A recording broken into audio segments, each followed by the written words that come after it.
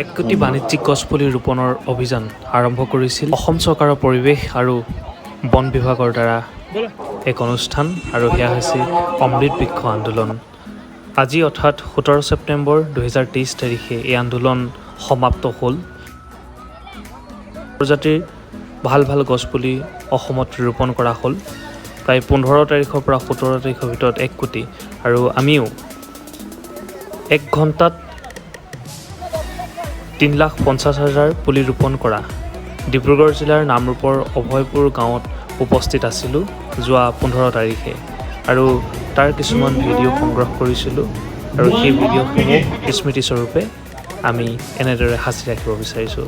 চাওঁ আহক, 1 ঘণ্টাত বিশ্ব অভিলেখকাৰী 3,50,000 মূল্যৱান বাণিজ্যিক গছপুলি কিদৰে নামৰূপৰ অভয়পুৰ অঞ্চলত ৰোপণ কৰা হৈছিল।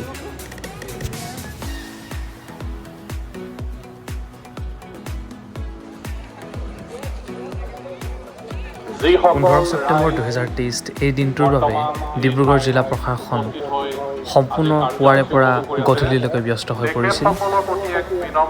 জিলাখনৰ বিভিন্ন শিক্ষানুষ্ঠানৰ ছাত্ৰ ছাত্ৰীসকল বাছেৰে এই নামৰূপৰ অভয়পুৰ অঞ্চলত আহি উপস্থিত হৈছিল, আৰু গ্ৰীনিছ বুক অফ ৱৰ্ল্ড ৰেকৰ্ডছৰ প্ৰতিনিধিয়ে সংকেতধ্বনি দিয়াৰ লগে লগেই ঠিক 3 বাজিছিল তেতিয়া, আৰু 3 বজাৰ পৰা 4 বজালৈকে এঘণ্টালৈকে তেওঁলোকে গছপুলি ৰোপণ কৰি গৈছিল। প্ৰায় 170 বিঘা মাটিত এইদৰে মূল্যৱান গছপুলি ৰোপণ কৰা হৈছে। এয়া হৈছে নামৰূপৰ অভয়পুৰ অঞ্চল। নাহৰকটীয়া দিশৰ পৰা আপুনি যদি নামৰূপলৈ আহে তেনেহ'লে নামৰূপ নাপাওঁতেই এই অঞ্চল পায়, অলপ সোমাই যাব লাগে। গতিকে এই অঞ্চলত এটা পাহাৰ আছিলে, এইটো হাফজান পৰ্বত বুলি কয়। এই হাফজান পৰ্বত আৰু অভয়পুৰ গাঁও এইখন সামৰি পিনি 170 বিঘা মাটিত এনেদৰে অসম চৰকাৰৰ দ্বাৰা আয়োজন কৰা যি অমৃত বৃক্ষ আন্দোলন, সেই আন্দোলনৰ গছপুলি ৰোপণ কৰা হৈছে। 1 ঘণ্টাত 3,50,000 পুলি। পাহাৰৰ একেবাৰে উচ্চ অংশত আছোঁ। আশা কৰিছোঁ ছেপ্টেম্বৰ মাহৰ এই উৎকট গৰমতো এনেদৰে বৃক্ষৰোপণ কৰা এই অঞ্চলত যিসমূহ মূল্যৱান গছপুলি ৰুলে সেই গছপুলিসমূহ লহপহকৈ ডাঙৰ হ'ব।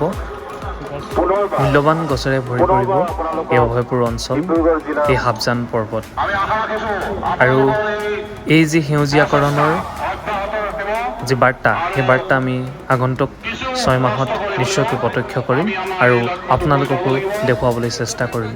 এই ছেপ্টেম্বৰ মাহত ৰোৱা এই মূল্যৱান গছপুলিসমূহ কিদৰে লহপহকৈ বাঢ়ি আহিব। আশা কৰোঁ যে ডিব্ৰুগড় জিলা প্ৰশাসন তথা অসম চৰকাৰে যি পদক্ষেপ লৈছে সেই পদক্ষেপত তেওঁলোক সফলতা তথা কৃতকাৰ্যতা লাভ কৰিব।